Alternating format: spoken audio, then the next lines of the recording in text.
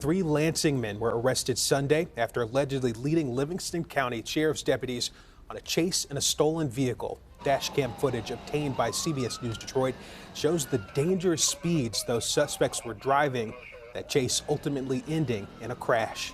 Walter Murphy joins us now in studio. Walter, you spoke with some investigators, and I know a lot of people are really frustrated at the fact that this keeps happening in their city because these chases are very dangerous. What are investigators saying? Yeah, so the man that I talked to today, he says that you only have a second to make that decision. But I talked with that retired assistant chief today. He says that in this case, he would have done the same thing initially, but if those suspects hadn't have crashed, he probably would have pulled back. On Sunday evening, a Livingston County deputy spotted this stolen Nissan Maxima driving east on Interstate 96 in Brighton.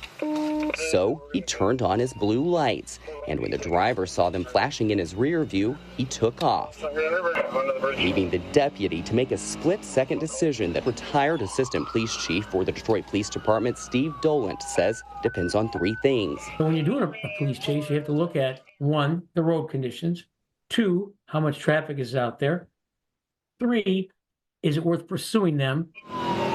The roads were wet and the traffic was moderate, but the deputy did pursue. That chase ending in less than a minute after the suspect swerved onto the shoulder of Grand River to avoid stop sticks before crashing into the abutment of the Mason Road Bridge. On the one hand, it's really good police work. On the other hand, you have to ask yourself, did I push it? Did I put anyone else in danger? The Livingston County Sheriff's Office says no one was injured, but three men from Lansing were arrested on the scene.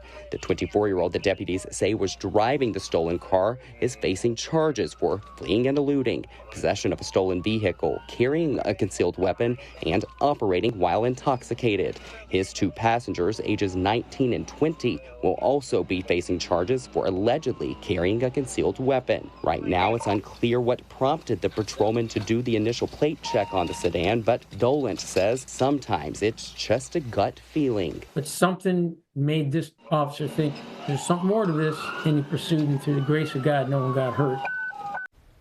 Again, no one was injured, and those three suspects will be arraigned at a later date. Yeah, biggest miracle there that no one was hurt. Walter, thanks.